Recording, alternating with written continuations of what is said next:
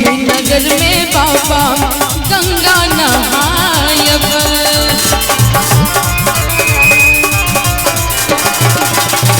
ओही के नगर में यो बाबा गंगा नहायब। जल भरला यब भरे गगरी यो बाबा, जल भरला यब भरे गगरी यो बाबा। यो भोला यो बाबा लेने चलियो हमरो अपन नगरी। यो बाबा लेने चलियो हमरो अपन नगरी।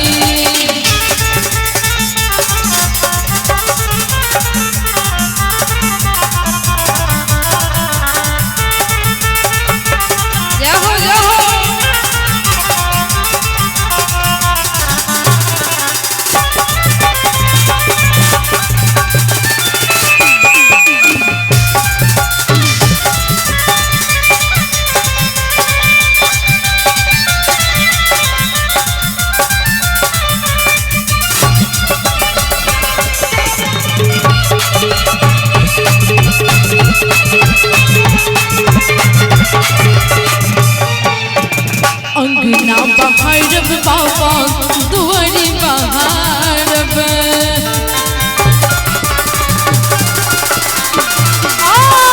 अंगना बहारब बाबा दुआरी बहारब। और बहारब बस हके नगरी यो बाबा। और बहारब बस हके नगरी यो बाबा। यो भोला यो बाबा लेने चलियो हमरो अपन नगरी। बाबा लेने चलियो हमरो अपन नगरी।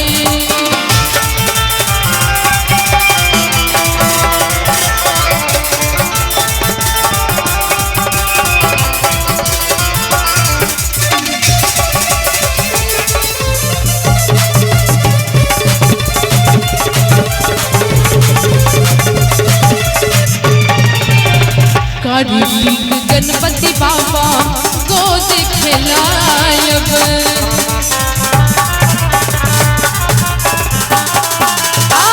कार्तिक गणपति बाबा गोद खिलायब।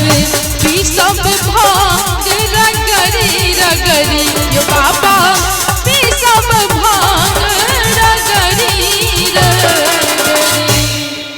देखियो कहै छथिन कि कार्तिक गणपति बाबा गोद खिलायब। अरे पी सब भांग रगरी रगरी यो बाबा। पी सब भांग रगरी रगरी। नीक लागे छे चाची? बढ़िया, खूब बढ़िया। एमहर से चाचा जी अहाँ सबके आनंद आवे छे ना? कनी एक बार हाथ नहीं उठेबे। एमहर हमर बाबा सब धूप सेक रहल छथिन। अखन ठंडा छे बुझै छिए, लेकिन महादेव के नगरी में थप्पड़ी बजेबे तो सबटा ठंडा दूर भ जाय छे। कनी बेर दुनू हाथ कनी इमहर से उठा क, आ नहीं तो हमर माय भाई सब कनी उठा दियो ना दुनू हाथ। अहाँ सब क्लास होइए दादी? ठीक छे? हाँ? किसी दिक्कत? अच्छा, महादेव के नगरी में छे, करे हाथ उठा दियो तो सब दिक्कत दूर हो जाय छे। कने दुनू हाथ उठा क एमहर से एमहरो से और थपड़ी बजा के हमरा संगे ये बाबा ये भोला ये बाबा ले चलियो हमरो अपन नगरी। ये बाबा ले चलियो हमरो अपन नगरी। ये अपन नगरी यो कैलाशपुरी। ये अपन नगरी यो कैलाशपुरी। चाची तो झुइमो सकै छियै, कनी एक बार खड़ा भए जाओ। हाँ, कनी हमर जत्ते थी कनी खड़ा भए जाओ और महादेव के दरबार में एक बार झुम को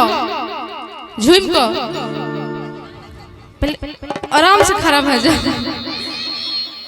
कि पी सब भांग जय हो रगरी रगरी मस्ती में यो बाबा। पी सब भांग रगरी रगरी कने झुम के एक बेर यो बाबा यो भोला यो बाबा ले ले चलियो हमरो अपन नगरी यो बाबा ले ले चलियो हमरो अपन नगरी हे अपन नगरी यो कैलाशपुरी हे अपन नगरी यो कैलाशपुरी यो बाबा यो भोला एक बार कनी महादेव के नाम पर जयकारा लगा को प्रेम से कहो शंकर भगवान की यो बाबा ले ले चलियो हमरो अपन नगरी यो भोला ले ले चलियो हमरो अपन नगरी। जय हो। आप यहाँ से बैठ जाओ। एक मिनट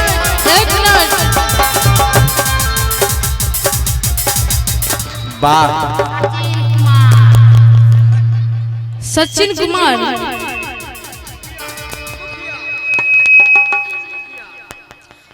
सचिन मुखिया कहलखिन कुमार छथिन सचिन कुमार हुनका तरफ से 51 रुपया के पुरस्कार बहुत बहुत धन्यवाद। और अहाँ छी पटनिया पंचायत के उप मुखिया राम सेवक पासवान जी, राम प्रवेश पासवान जी के तरफ से शानदार 101 रुपया के पुरस्कार दानी की जाए दाता की जाए। और हमरा फिर सरोज भैया की तरफ से सरोज जी की तरफ से शानदार 51 रुपया के आशीर्वाद पुरस्कार बहुत बहुत धन्यवाद। बोले शंकर भगवान की।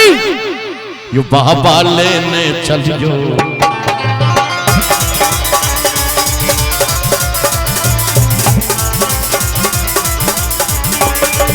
अपन नगरी यो कैलाशपुरी अपन नगरी यो कैलाशपुरी यो बाबा यो भोला कने हमर को हमर दादाजी सब कने एक बार हाथ उठा दियो पूरा और थपड़ी आ भाई सब पीछे में खड़ा छी कने हो सब दोनों पूरा हाथ ऊपर उठा के जाई और तोहर थपड़ी बाजे छे थपड़ी बजा के यो बाबा ले ले चलियो हमरो